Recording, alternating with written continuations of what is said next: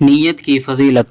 حضرت عمر بن خطاب رضی اللہ عنہ سے روایت ہے کہ نبی صلی اللہ علیہ وسلم نے فرمایا، انما الاعمال بالنیات، ترجمہ اعمال کا دار و مدار نیتوں پر ہے۔ صفائی کی فضیلت۔ حضرت سعد ابن ابی وقاص سے روایت ہے کہ نبی صلی اللہ علیہ وسلم نے فرمایا، النظافۃ من الایمان، ترجمہ صفائی ایمان کا حصہ ہے۔ سلام پھیلانے کی فضیلت۔ حضرت عبداللہ ابن سلام رضی اللہ عنہ سے روایت ہے کہ نبی صلی اللہ علیہ وسلم نے فرمایا، افشوا السلام بینکم، ترجمہ آپس میں سلام کو عام کرو۔ صدقہ کی فضیلت۔ حضرت معاذ بن جبل رضی اللہ عنہ سے روایت ہے کہ نبی صلی اللہ علیہ وسلم نے فرمایا، الصدقۃ تطفئ الخطیۃ کما یطفئ الماء النار، ترجمہ صدقہ گناہوں کو ایسے بجھا دیتا ہے جیسے پانی آگ کو بجھا دیتا ہے۔ علم حاصل کرنے کی فضیلت۔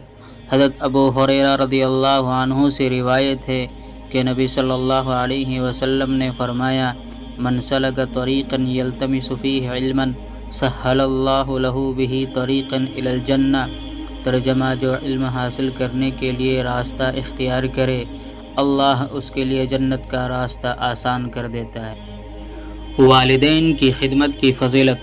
حضرت عبداللہ ابن عمر رضی اللہ عنہما سے روایت ہے کہ نبی صلی اللہ علیہ وسلم نے فرمایا، رضا اللہ فی رضا الوالدین، ترجمہ اللہ کی رضا والدین کی رضا میں ہے۔ نماز کی فضیلت۔ حضرت انس بن مالک رضی اللہ عنہ سے روایت ہے کہ نبی صلی اللہ علیہ وسلم نے فرمایا، الصلاۃ عماد الدین، ترجمہ نماز دین کا ستون ہے۔ روزہ کی فضیلت۔ حضرت ابو ہریرہ رضی اللہ عنہ سے روایت ہے کہ نبی صلی اللہ علیہ وسلم نے فرمایا، من صام رمضان ایمانا واحتسابا غفر له ما تقدم من ذنبه، ترجمہ جس نے ایمان و ثواب کی نیت سے رمضان کے روزے رکھے اس کے پچھلے گناہ معاف ہو جاتے ہیں۔ قرآن سیکھنے کی فضیلت۔ حضرت عثمان بن عفان رضی اللہ عنہ سے روایت ہے کہ نبی صلی اللہ علیہ وسلم نے فرمایا، خیرکم من تعلم القرآن وعلمہ، ترجمہ تم میں سب سے بہتر وہ ہے جو قرآن سیکھے اور سکھائے۔ مسکراہٹ کی فضیلت۔